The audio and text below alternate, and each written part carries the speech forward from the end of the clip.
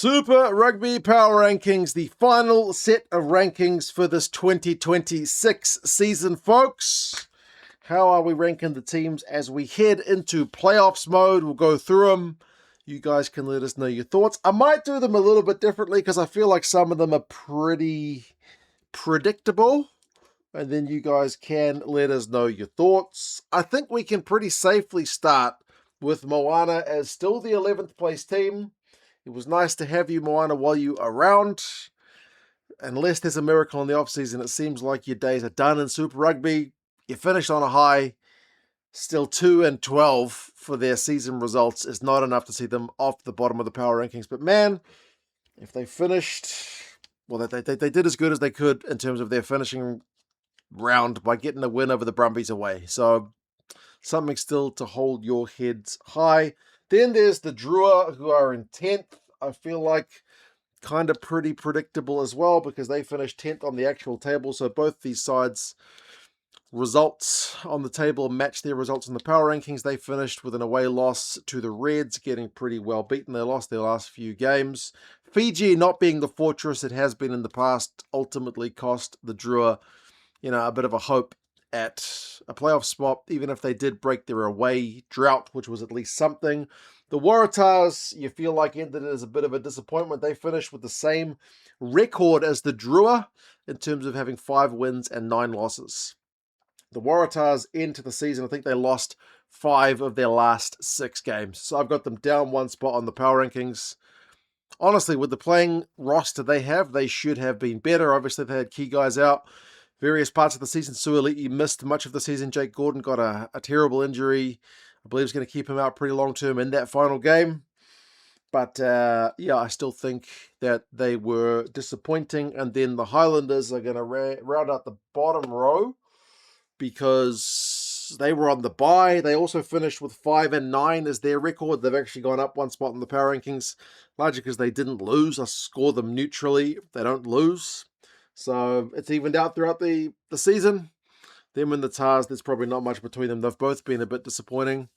I don't know that the Highlanders have got the playing roster that the Waratahs have got in terms of their national depth. Like the Highlanders, I think generally have the fewest All Blacks in their squad. But I mean, Fabian Holland being out for the season, Pledger not really getting a Super Rugby season. He's this up and coming young halfback. Didn't help their cause as well. So yeah, that's your bottom row. I'm going to go to the top row next because I also think it's pretty predictable. I think the Crusaders are still your third best side. Pretty clearly. They finished the season absolutely strong. They knocked off my Blues. They knocked off the Hurricanes, albeit a change side. They knocked off the Chiefs. They did exactly what they needed to do come crunch time in that new stadium of theirs. And they're going to be there for the first round of the playoffs at least as well. So dangerous for everybody else. Their record is 8-6. So it's not quite the same as the top 2 sides, but their end to the season has been strong. I am going to put the Chiefs still in second. They finished the season with the same win and loss record as the Hurricanes, 11-3. So the Crusaders lost double the amount of games as the top 2 sides. That's why I still think there's a bit of a gap. But form-wise, you wouldn't count out the Crusaders. And then there's the Hurricanes, despite losing that final game of the season where they, as I said, changed up their lineup. I think over the course of the season, you look at the points difference and whatnot, they have been the best team. So these 3 spots match their spots on the actual table. Likewise, the Drua and Moana, the Highlanders and the Waratahs are actually around the other way on the table, but not much in it. The middle of the table, I think, is a little bit more interesting because these guys, the Brumbies, are not in good form. I've got them down on the power rankings, down 2 spots. They lost their final game at home to Moana Pacifica. That's not what you would have seen coming given the way the Brumbies started the season. They were absolutely high-flying. They, for a while, well, I think top of the power rankings, they were looking like, man, if there's a team that's just going to threaten the New Zealand teams this year, it might be the Brumbies.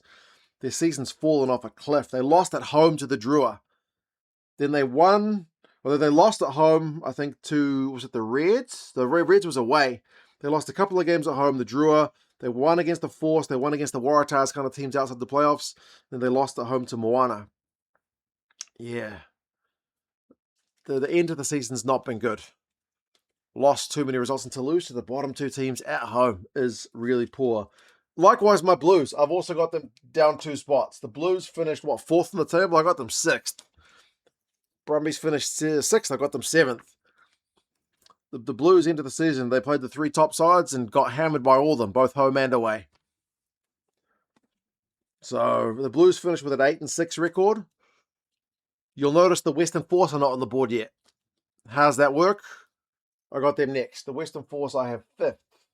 The Western Force, and if we're thinking about the power rankings being a measure of how teams are currently in form, not how many points have you accumulated throughout the season, the Western Force are just in better form than my Blues. Admittedly, they've been playing different teams, but the Western Forces entered the season. They've won 5 of their last 6 games. They lost that one to the Brumbies. They needed to win that one. They needed to win in Fiji. They needed to pick up a win somewhere else or some bonus points. But their win-loss record is only 1 game different from my Blues this year. The Blues are 8-6. The Force is 7-7. The Brumbies are also 7-7. But the Force, man, they gave it a good crack at the end of the season. They were ever so close to making it. They beat the Waratahs by 2 wins this season. So it's been a pretty decent enough season for the Force. But like I said, bonus points or a couple of close shaves just cost them. But they certainly ended the season well. So they're up 2 spots on the power rankings, even if they didn't make the knockouts. And then the Reds, who've been a bit of a mixed bag. Like, they scraped past Moana, but they still got a win, which is more than we can say for the Brumbies.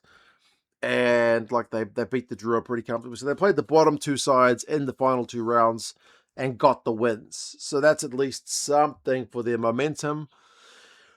But right now, honestly, it feels like all of these sides below the top row, you can almost disregard them. That's maybe a foolish thing to say because in knockout footy, we've seen it. Like just the Blues, bottom qualifier last year, managed to go and get a win in their first knockout match. So nobody saw that coming. It can happen.